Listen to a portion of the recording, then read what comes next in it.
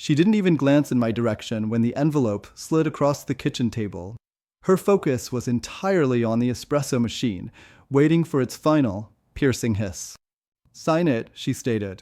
It wasn't a plea or even a demand fueled by anger. It was sterile, a clinical procedure, like excising a growth. The stark, white envelope lay between us, a perfect, silent accusation.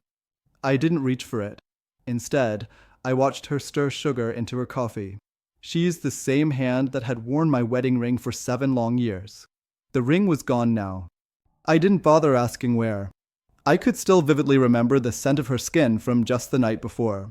I could feel the ghost of her warmth, her thigh brushing against mine under the covers. The way she had curled into me, a picture of perfect contentment, as if nothing was wrong. As if she wasn't already meticulously planning this moment while I lay there, blissfully ignorant and half asleep. But the truth was, I wasn't truly surprised.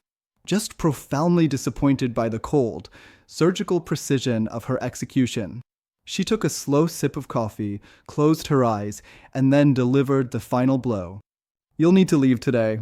The house we had built together, the mortgage I had paid, the entire life I believed we were sharing, it was already hers. She had inherited a fortune, $10.4 million, just 3 weeks prior. Her mother's sudden death, the sealed will, the secretive trust accounts, it was all suddenly unlocked. And my name was conspicuously absent from every single document, every obituary. Her family had always held me at a carefully measured, polite distance. I had foolishly mistaken their coldness for mere formality. It turns out I was just an accessory, a temporary placeholder while she waited for her real, wealthy life to finally begin.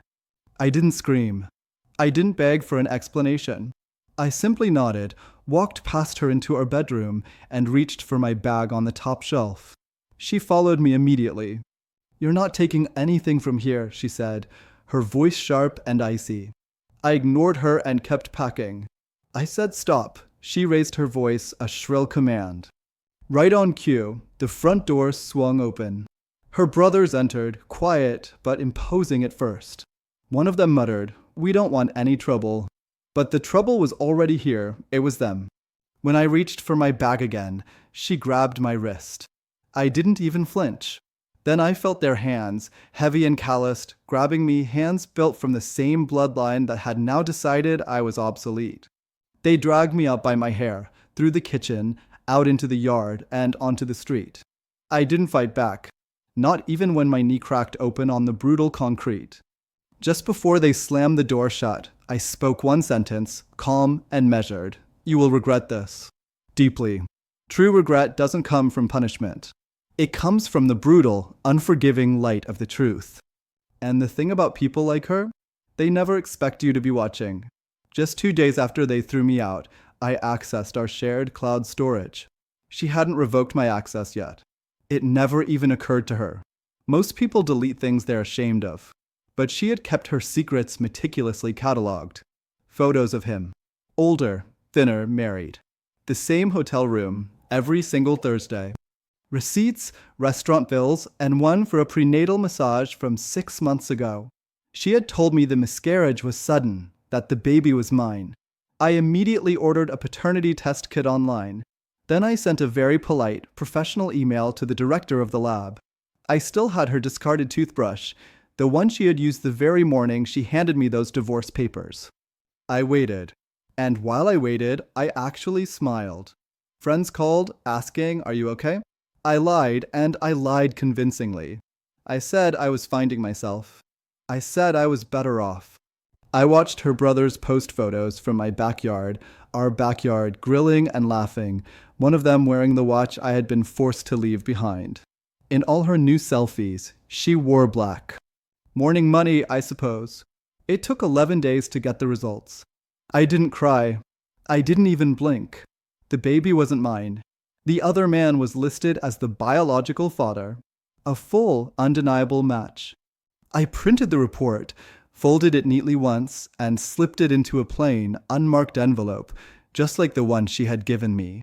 Then I mailed it to her office address. No note. No return label. The next day, my phone lit up. She called 3 times. I didn't answer. She texted, "We need to talk." I texted back, "No, we really don't." The silence that followed was louder than any hollow apology. 2 weeks later, her lawyer contacted me, nervously mentioning a financial discrepancy. Apparently, before her mother died, she had transferred several accounts into my name for tax sheltering. She had completely forgotten. And legally, those accounts were now mine, for $0.6 million.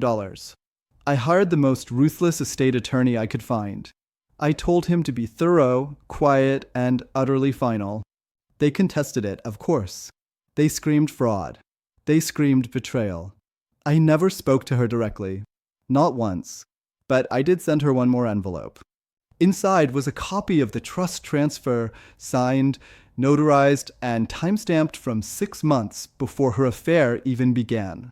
Paperclipped to it was that photo of her and the man, her hand on his chest, her wedding ring glaringly visible. On the back, I had written, "You should have been more careful." She lost half of her fortune trying to reclaim what was never rightfully hers to begin with. Her brothers never contacted me again. I assume they learned the high cost of dragging a man out of his own home by his hair. I bought a quiet condo downtown. Nothing extravagant. Just walls that don't lie to me. Sometimes I still wake in the dead of night hearing the ghost of that espresso machine hissing. I remember how she couldn't even look at me. I used to wonder if she felt any guilt. Now I understand. Guilt requires a soul. She only had ambition. And for a while, I let her bury that ambition beside me in the bed we shared. But not anymore. She gave me a single envelope. I gave her absolutely everything else in return and simply walked away. Whole. In the end, revenge wasn't even the point. Knowing she will never, ever feel truly safe again, that was everything.